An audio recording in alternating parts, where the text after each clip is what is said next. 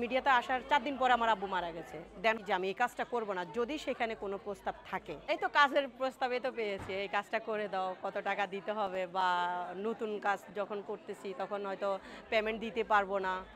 তো আসলে প্রথম যখন আমাদের একটা জায়গা তৈরি করতে হলে মানে আমাদের জায়গা থেকে আমরা তাদেরকেও আপন করে নিতে হবে, তারাও আমাদেরকে আপন করে নিবে।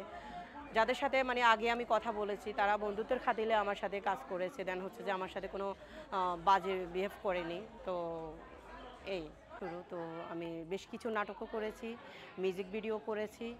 দেন মাঝখানে আমি 2 বছর মিডিয়া থেকে একটু আড়ালে ছিলাম। তো এখন আমি আবার একটা রিয়েলিটি শো হয়েছিল, আপনারা হয়তো জানেন। তো সেখানে miss and Mrs plus beauty আমি সেকেন্ড রানার আপ হয়েছি আর কি।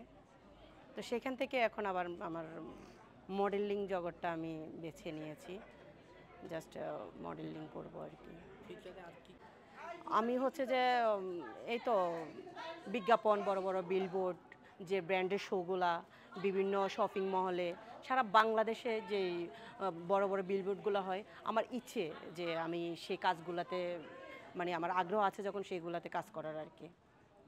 কতটুকু মনে করছেন নিজেকে যে তৈরি করেছেন যে হচ্ছে শাবনূর আপার মতন হবে না? না, শাবনূর আপার মতো আমি হব এই কথা আমি বলি নাই একবার। আমি শাবনূর আপার মতো আমি হইতে পারবোও না। তাই আমি শুধু এই কথা কেন বলবো? আমি আমার মতো করে আমি দর্শক আমাকে যেভাবে নেয় ঠিক সেভাবে আমি হতে চাই আর কি। সামনে সিনেমা করবেন? সিনেমা নিয়ে আমার অনেকটা গল্প আছে। দেন এখন আমি সিনেমা নিয়ে এখন আর কোনো চিন্তা ভাবনা নেই।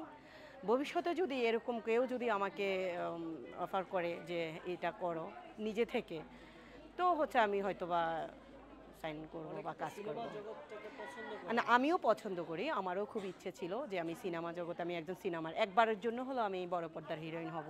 দেন আমি বড় পর্দার হিরোইন হয়েছি বলতে আমি সাইনিংও করেছি।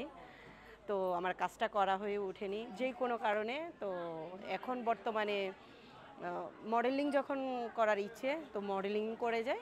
পরবর্তীতে যদি সিনেমার মতো করে যোগ্য হতে পারি তাহলে আমি সিনেমা করব ইনশাল্লাহ। ইনশাল্লাহ আমি ধরে রাখার চেষ্টা করেছি গত যে বছরগুলো গিয়েছে। আমি ইনশাল্লাহ চেষ্টা করেছি নিজেকে ধরে রাখার জন্য, কারণ এখানে এসে অনেকে হারিয়ে যাচ্ছে, কারণ ধৈর্য নেই তাদের মধ্যে। তো আমি নিজেকে হারাতে দেইনি, আমি চেষ্টা করছি দেখি এখানে কি আছে। মানুষ ধৈর্য ধরলে নাকি ফল পায়, সেই হিসেব করে মানে আমি এখন পর্যন্ত আছি আর কি। আমি মানে পড়ে যাওয়ার ইচ্ছা আমার নেই, ইনশাল্লাহ আমি ধরে রাখতে পারবো নিজেকে। আর আপনারা তো আছেনই ধরে রাখার জন্য। বলে যে হচ্ছে আসলে এই ধরনের সম্মুখীন এগুলো মানুষে বলে, দূর থেকে অনেক কিছুই বলে, যারা রিয়েলটা জানে তারাই তো বুঝতে পারবে আসলে বিষয়টা কি। তো এই ধরনের সিচুয়েশন আমার সাথে এমনটা হয়নি, আমি বলতে পারবো না। যদি একটু বলতেন নামটা উল্লেখ করেন। সাবরিনা শানু, সাবরিনা শানু লাকি। মানে সেটা বলছি না যে হচ্ছে কোন ধরনের প্রস্তাব আপনি বেশি পেয়েছেন? হ্যাঁ, আমি হচ্ছে বেশি একটা মানুষ চিনতাম না আগে, প্রথম যখন আসছি তেমন মানুষ চিনতাম না। তো আমি মিডিয়াতে আসার আগে আমি কিছু মানুষের সাথে আমার মানে ফেসবুকে কথা হইতো। তো সেখান থেকে হচ্ছে যে আমার মানে একটা ফ্রেন্ড আমাকে বলছে তুমি ঢাকায় আসো, পরে আমি ঢাকায় আসলাম। কারণ কেউ আমার কাছে সে ছাড় পায় না। আমি আমি কখনো এই বিষয়গুলো অ্যাকসেপ্ট করি না। আমার একটা প্রতিজ্ঞা আছে যে মিডিয়াতে আসার 4 দিন পরে আমার আব্বু মারা গেছে। দেন হচ্ছে যে সেখান থেকে আমার একটা টার্গেট আছে, মিডিয়াতে কুপ্রস্তাব তো মানুষে দিবেই, যে যেভাবে এটাকে অ্যাকসেপ্ট করে। যেমন কিছু কাজের জন্য আমাদের কাছে যদি কোনো অফার আসে, সো ওখানে হচ্ছে যে আমি মানে স্ট্রেট কাট আমি বলে দিই যে আমি এই কাজটা করব না যদি সেখানে কোনো প্রস্তাব থাকে। কারণ আমি কাজটাকে সম্মান করি, মিডিয়াটাকে সম্মান করি, একটাই কারণ, সেটা হচ্ছে মিডিয়াটাকে আমি অনেক ভালোবাসি। এই